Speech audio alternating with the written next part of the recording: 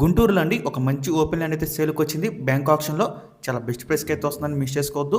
Property ఉన్న exact location చూసుకుంటే కనుక గుంటూరులోని మనకి గాంధీనగర్ అండి. మనకి నంది వెలుగు వెళ్ళి ఫ్లైఓవర్ ఉంది కండి, దాని దగ్గరలో అయితే వస్తుందన్నమాట ప్రాపర్టీ అనేది.